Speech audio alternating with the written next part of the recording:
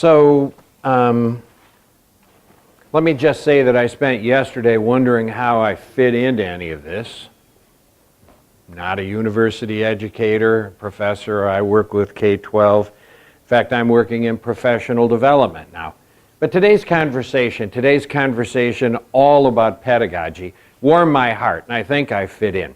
So what we're going to talk about is, this whole conference is built on the notion that somehow technology will transform learning. I've been around technology in classrooms since 1990.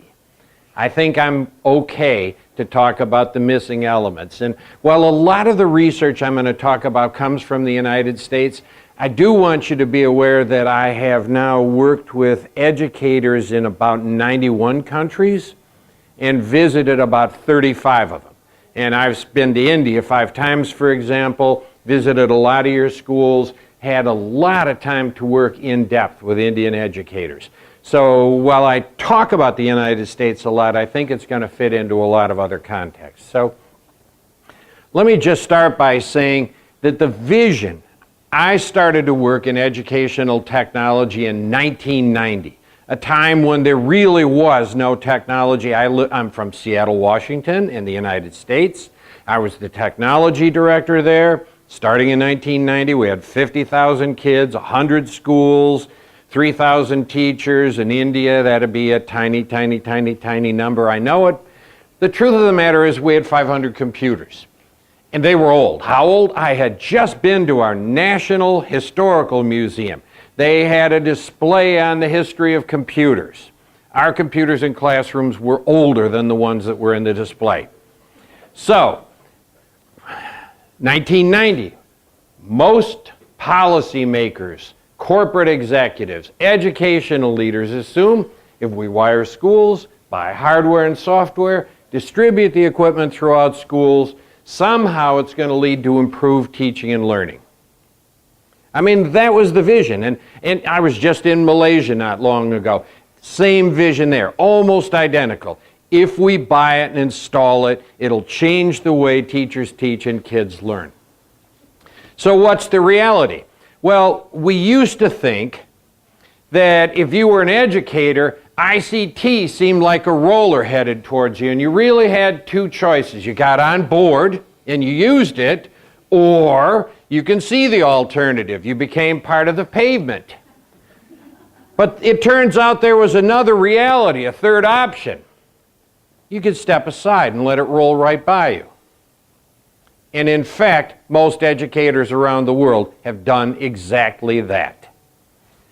There's a study by the National Education Association, our largest teachers union, a couple of years ago, that showed that, American educators, all of them, have some access to computers and the internet in school.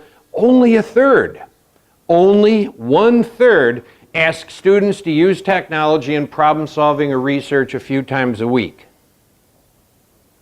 A few times a week. There's no measure of the quality of the research, no measure of the problem solving activities. By any measure, we spent $50 billion, with a B, $50 billion on educational technology. A third occasionally use it. For those people in business, that's not a very good return on investment. So why? Why aren't we getting much of a return? Why isn't it making much of a difference? Well, part of the problem is that the teachers view this in the context of traditional learning. So they think, if I can only help teachers integrate technology into doing the same thing, just adding technology, that somehow it's going to make a difference. Well, we've known for a long time now. There was some research done by the Educational Testing Service more than a decade ago, 14 years ago, looked at large numbers, thousands of 4th and 8th grade students studying math, and found that if you pair technology with low-level skills, computational skills, the result in terms of academic achievement was worse than doing nothing. Not bad, worse than doing nothing. So you have to have a different mindset. You can't start with the notion that technology can be paired with academic achievement. Another reason that we have no real measures to show for all the money we've spent is that teachers sort of saw that technology is separate from the curriculum, like using Play-Doh. Do they have Play-Doh in India? Yeah, like using Play-Doh. I can't tell you the number of teachers I talked to. I walked into their classroom and they were so happy. They said, I did my technology lesson for the year. I can quit now. There's a bigger reason that we got no return on our investment, and it relates to the kind of professional development we offered teachers. We have in recent years come to understand that effective professional development needs to be intensive, ongoing, connected to practice. So focused on teaching and learning. What are the kids' needs? How do I meet their needs? That's what professional learning needs to focus on. It needs to be connected to other school initiatives, and it needs to build strong working relationships among teachers. So highly collaborative. You guys all talk about community, and implicit and explicit in your conversations about community is collaboration, is learning together. How do most teachers in the United States work? 69% of them report they work completely in isolation and never ever collaborate with others. I talk about peer coaching, a program, a professional learning program that's highly collaborative. I talk to teachers around the world, and some of them will come up shyly after I talk for a while and say, well, it sounds like American teaching's highly collaborative.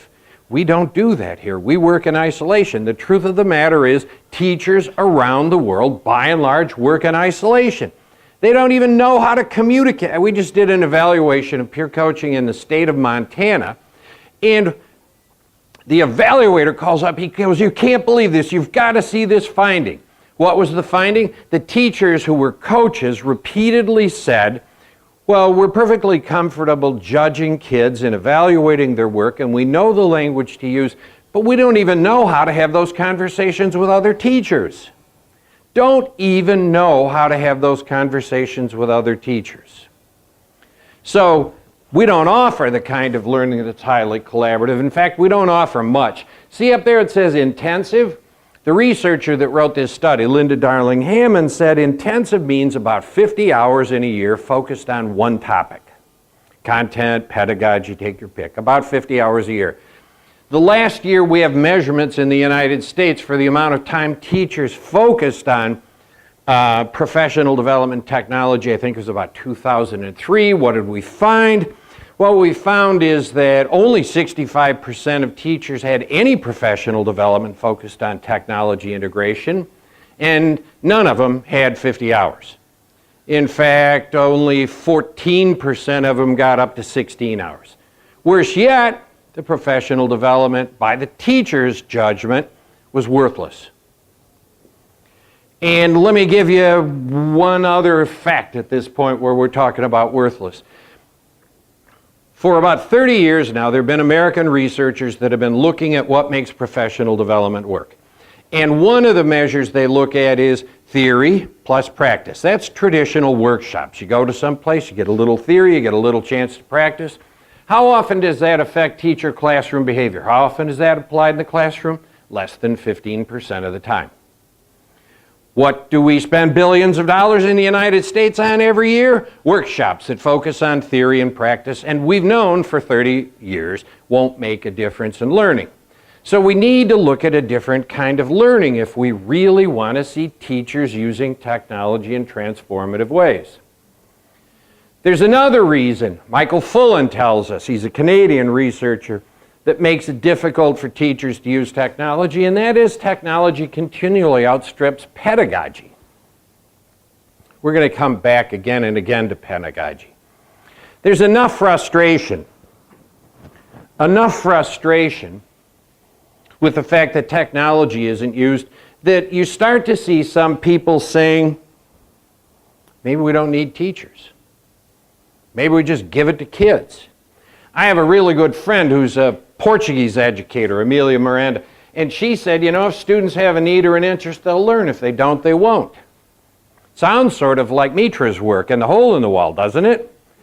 I don't want to disagree with either of them, but what I want to say is there is research that demonstrates there's fairly clear limits how far students are willing to go. So in 2002, there was a study in the United States that found that more than 90% of American high school kids were using technology, the internet specifically, for learning. Not in school, not under the direction of teachers. In fact, the students frequently spoke out and said that learning activities that our teachers give us involving the internet are worthless. They're using it. What are they learning? Well, in 2006, the Educational Testing Service studied students' ability to identify trustworthy and useful information on the internet, manage overabundant information, communicate information effectively. And what they found was that at least 50% of the students couldn't do well. In fact, they failed. I don't think this number is just unique in the United States. I was in Australia not long ago. I was in Cairns. It's near the Great Barrier Reef. There's a high school student, about 17 years old. He's doing research on the Great Barrier Reef. He calls a teacher over. He goes, "I've got the last citation. I think I'm ready to go and turn this into you." Teacher comes over and looks and says, "Are you sure you want to use that citation?" Kid goes, "Yeah, why wouldn't I?" And the teacher says, "You're about to quote a fourth grader from California." Kids have no real ability necessarily on their own, learning on their own, and apparently at school, to discern what's and identify trustworthy and useful information. So, what the authors of this study found was that there was a startling gap in students' ability to cognitively apply technology in meaningful ways. Left to their own devices, they may not get where we want them to be. So, how can ICT impact education? What are the missing elements? And to me, the whole conversation about technology changing instruction started at the wrong end of the animal. We didn't start with what skills and competencies do our students need. And teachers, you know, I'm not sure they ever read Stephen Covey, but they do want to start with the end in mind, so they'd like to know, where is it that we'd like to go? And so I ask educators, these happen to be in Lithuania, what skills and competencies? You always get communication, collaboration, critical thinking, creativity, sometimes ICT literacy, sometimes the ability to deal with diversity. I don't care where you ask the conversation or what teachers you're dealing with. They'll come up with that list of skills and competencies. So let's go a little bit further. It's really, really easy to say, well, students need to be creative thinkers. What's a learning activity look like that helps develop creative thinking? Or take this group of teachers. They're like me. They never ever experienced a learning activity that encouraged creativity. What does a learning activity look like that encourages creativity? So what they're doing is they're listing all of the characteristics of what highly effective learning would look like. And the one thing that you'll find is, you ask a simple question. Does what you do currently get kids there? Does it help them develop those skills? And the answer is no. It's always that simple, no. And the reason is that what we do by and large in class focuses on, you know, the teacher is the center of information, the text may be a supplement to that. We ask them to learn, which means memorize, facts and skills, and we give them tests that encourage recognition and recall. So think about Bloom's taxonomy, we're at the bottom. We're in the basement. There's nothing there that's going to encourage creativity, critical thinking, strong communication skills. So we need to start to think about a different model of instruction, and we also need to think about a different idea about technology, which is and this is a quote from that same teacher, it was never about technology to make a difference. It's always been about good teaching, reflecting and focusing on relevant questions, student learning. Here's Chris Deedy. Technology is not like fire. In itself, it does nothing. It aids through pedagogy and content. Here's a friend of mine from Scotland. He just wrote a short article entitled Playful Learning, Computers in Education. Quality learning occurs where you have good pedagogy combined with activities that are interesting or engaging. Sounds like Amelia Miranda again, right? Sounds like Mitra again, right? Any mention of technology there?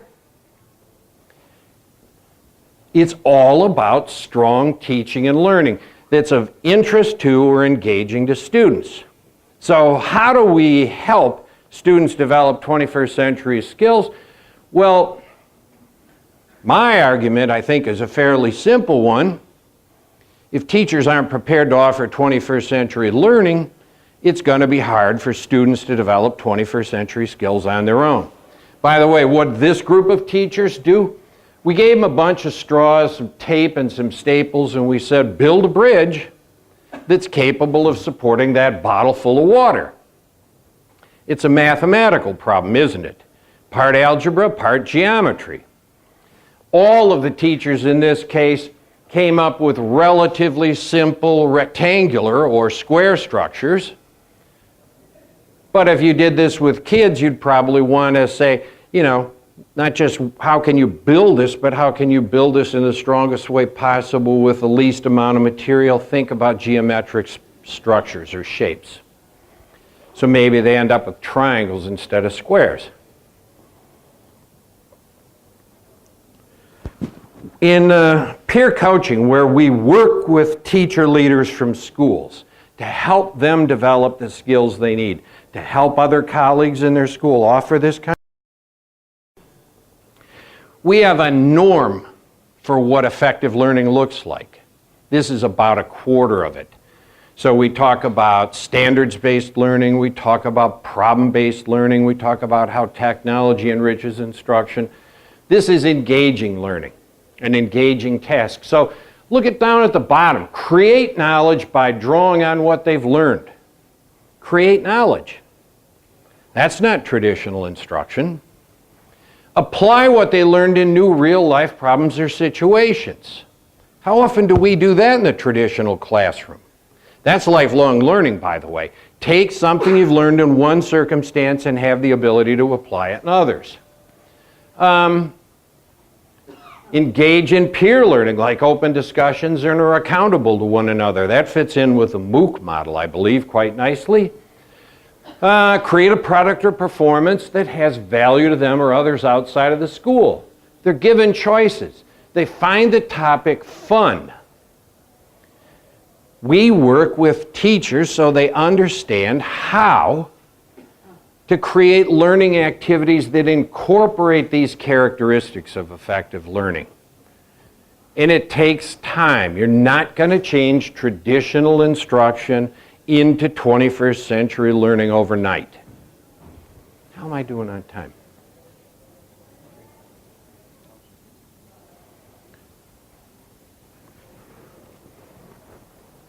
So earlier we looked at what the term integrating technology meant to many teachers, and it was pairing it with traditional instruction. I was lucky enough to work a couple of years ago with an Australian educator, Andrew Dausch. And what he argues is the teacher's responsibility, where integrating technology is concerned, is to create effective learning opportunities, to let students choose the appropriate technology, and if necessary, to have kids teach each other how to use the technology. But think about the teacher's job here. The teacher's job is to create high-quality, effective learning. So he has an online class. He teaches biology to high school kids, and he has a high school class, and some of it looks pretty traditional. If you go to his website, there's podcasts, there's video on YouTube. It's him, sort of disseminating information. But he has about 600 people in his class. Few of them are his students, some of them around the world. One of them is a Nobel laureate in biology. And the class is designed so that these students have to work together to learn together, to help each other develop the skills and competencies that they need. So his idea of integrating technology is to use appropriate technology in the context of a really strong learning activity. He didn't teach any technology skills to his students. Let's go a little further with this. Teachers may, if we want technology to be a powerful tool for transformation, teachers may need to learn how ICT can help reach educational goals, like gathering information, collaborating, analyzing, synthesizing, communicating findings, getting feedback. They may need to know what technology can help reach goals like that. They probably don't need to know stroke-by-stroke instructions how to make it work. They just need to start with what are things that we do in education that technology can help with. And what technology might be useful, and suggest it to the kids. Here's a case where technology may not actually improve the quality of learning. This is a Wordle. It started out being a pretty short list. To be perfectly honest, I'm not sure what it says anymore, at least not from that, but I happen to know that what we need to do if we want teachers to use technology in ways that transforms instruction is that we need to pay more attention to offering teachers the kind of professional development that's actually going to change their practice. So, theory plus practice were the first two parts. Let's see what else we can pull out of this. Job embedded, or on the job. That means it happens during the teacher's workday, not after 5 o'clock, after a long day of working with kids, not on Sunday, during the teacher's workday. What else can we pull out of this? It needs to be immediately connected to student needs and classroom needs. It needs to be long-term, intensive, and ongoing. Too much of what we do in education focuses on sort of the fad or the week or the month. There's some really highly effective change initiatives underway in Ontario and Canada. They have 2 goals for 5 years, literacy and numeracy, just 2. So, what else? Highly collaborative. Highly collaborative. Fullen's done research on school systems all over the world, and what he found is that if you do not give teachers the opportunity to work together and to collaborate, you're not going to see systemic change. By contrast, if you encourage teachers to work together and collaborate, you can see student improvement across an entire school. So collaboration is absolutely critical. And the last piece is that the professional learning needs to be aligned with other school initiatives. You know, I always remember in 2005, I was talking to the Minister of Education from Indonesia about peer coaching, and he goes, we don't have time for one more new thing. We got too much on our plates now, so how does this align with what we're already doing? So we need to offer teachers highly effective professional learning. And I know the challenge is huge here.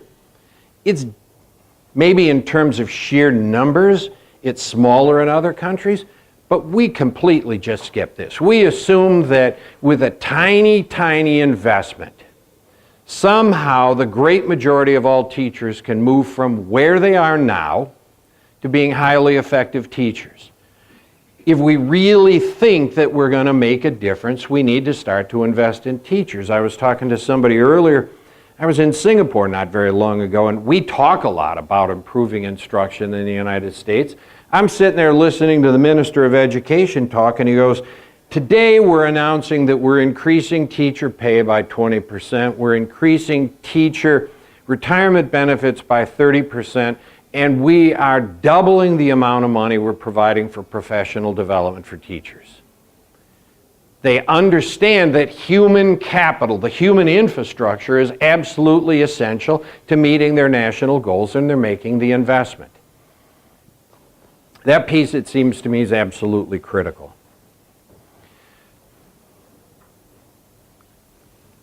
All the top school systems recognize if you want good teachers, you need to have a good teacher to train them.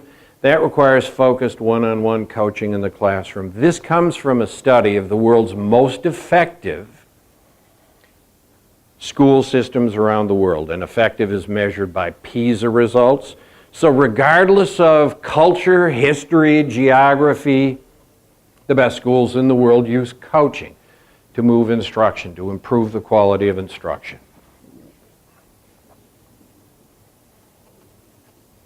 So let me just wrap up by saying that I think, based on my experience, that technology enriches and enhances high-quality learning, but it isn't going to replace it.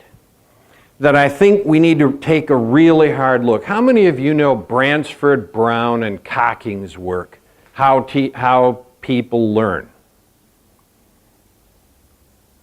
Nobody? It's online. It's free. You need to take a really hard look at this, because it takes what we've learned in learning science and what we're learning from brain science and says, here's some suggestions for what the environment for learning needs to look like.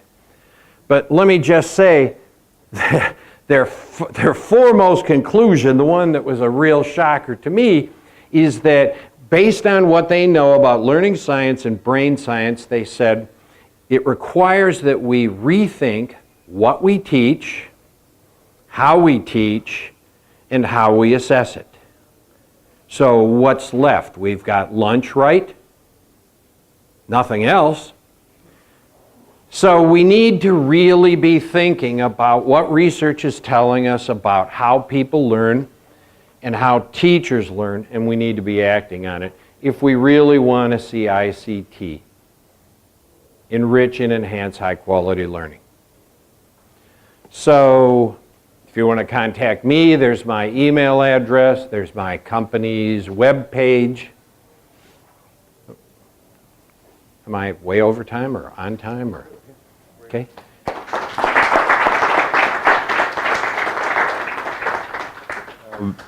We can take one question if there's one. In the back, she had her hand in the far back, that young lady in the black and red. Yes. And they're coming to you with the microphone. Thank you. I really liked what you said about technology being just a tool, and the larger question being about how the learning is happening. So thank you very much for sharing that. My question is based on something what I've been able to assimilate from what you're saying. So what I understand is that for students to be able to learn in a certain way, if we're talking about collaboration, if we're talking about network learning and things like that, that has to be reflected in some way in the overall experience which is being provided to them by the teachers as well. And what you have found through research or through your experiences is that this does not exist with the teacher community itself. Yep. And I was just thinking whether the environment at home, the way parents would be operating or asking their children to operate would be any different. And, it seems to be probably more the way the entire culture is operating, the entire way societies operate. And therefore, it's not just about what happens in that classroom, but how societies at large are interacting amongst themselves. So my question therefore comes from there, that since you've interacted with so many different people from several countries, is it really just a question of cultural differences? Do you notice some societies being able to do it better than others based on how they're structured or how they, the kind of values they have typically? Let me just say that first, the starting point is building a culture of collaboration within a school. It's dramatically changing the culture of the school so that you're building the capacity of the school to change, to improve, to offer students the kind of instruction. Most of the world isn't very good at this yet. So if you're asking, are there places that are better? There are. That Darling-Hammond study, Professional Learning in the Learning Profession from 2009 is a worthwhile place for you to look. There are places in the world like Singapore and Sweden where more than 50% of the teacher's time is not in the classroom with students. They believe that you have to provide the resources, time is the foremost important of those, for collaboration to work. But I've done a fair bit of work in both of those countries, and what the teachers would say is the time is there, but we're just learning how to collaborate together effectively. That what we really need is some kind of catalyst that helps us learn how to collaborate together more effectively. So I guess what I'm saying is there are places in the world where the structure is in place to promote collaboration in ways that don't exist in other countries. Is that in some way a reflection of how they are structured even otherwise, outside of the classroom, or is it because they're just trying harder to make it that way? I really think that if you begin to look at businesses around the world, they've understood for some time the importance and the power of collaboration. I like to quote a former CEO of Boeing, 25 years ago said, none of us is as smart as all of us. So businesses, I think, around the world have understood this power, the value of collaboration. I'm not sure that I know enough about culture in other countries to make some kind of broad generalization about the overall culture of the country and how it influences the school. I know enough about the school to know there are very few of them where there's a culture of collaboration within the school. Thank you. Thank you all.